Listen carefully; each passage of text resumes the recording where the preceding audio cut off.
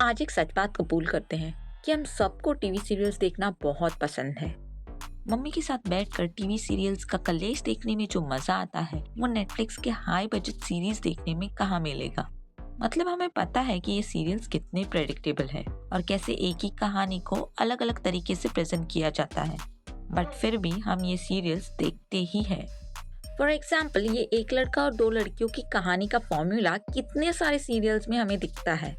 मतलब अनुराग, प्रेरणा और कमोलिका के जमाने से लेकर आज अरमान, अभीरा और रूही तक हमें ऑलमोस्ट सिमिलर टाइप की कहानियां ही दिखाई जा रही है। हर सीरियल का ढांचा बिल्कुल सेम होता है। एक अमीर गुड लुकिंग बिजनेसमैन बट थोड़ा सा रूड काइंड ऑफ हीरो, फिर एक बहुत ही संस्कारी, थोड़ी सीधी सादी और थोड़ी सी चुलबुली, फुल ऑन पॉजिटिविटी से भरी हमारी हीरोइन, और फिर एक मॉडर्न, हाईली एजुकेटेड, वेस्टर्न कपड़े पहनने वाली हमारी वैम्प, जिसका सिर्फ एक ही मकसद होता है, हीरो को हीरोइन से छीनना और उसकी पूरी फैमिली को बर्बाद करना। ये ऐसी स्टोरी लाइन ना शायद एकता कपूर के सीरियल से स्टार्ट हुई थी।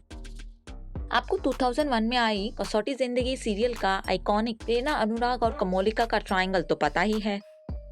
ये सीरियल उस वक्त इतना पॉपुलर हुआ था कि फिर टीवी सीरियल्स के राइटर्स ने इसकी अलग अलग कॉपीज बनाना स्टार्ट कर दिया था।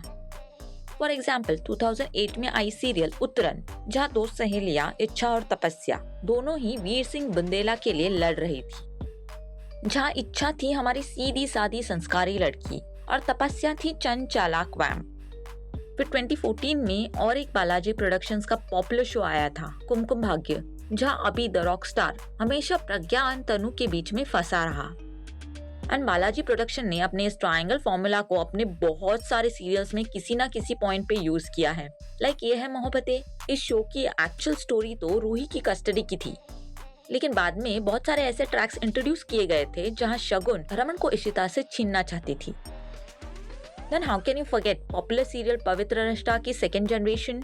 इसकी तो मेन स्टोरी ही ट्रायंगल वाली थी, पूर्वी, अर्जुन और ओवी की कहानी। एंड ये फॉर्मूला इन लोगों ने थर्ड जनरेशन में भी कंटिन्यू किया था विद अंकिता, नरेन एंड परी।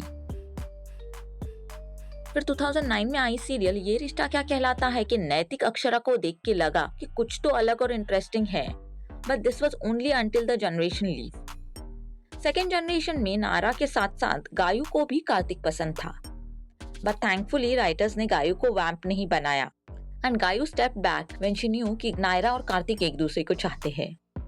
बट थर्ड और फोर्थ जनरेशन यानी कि अभिमन्यु, अक्षरा एंड आरोही और अरमान, अभीरा एंड रूही, इन दोनों जनरेशन में ये ट्रायंगल वाला फॉर्मूला कंटिन्यू किया गया। ये लव ट्रायंगल तो जैसे खानदानी बीमारी हो गई है। 20 साल का लीप आ जाएगा, कास्ट बदल जाएगी, बट स्टोरी सेम, एक ही लड़के के पीछे दो बहनें या फिर दो सहेलियां। मतलब हमारे देश में तो जैसे लड़कों का अकाल ही पड़ गया है। और गुम है किसी के प्यार में, इस सीरियल का hero IPS officer Virat Chauhan, ये भी अपने पहले प्यार पाखी और बीवी सई के बीच में फंसा होता है।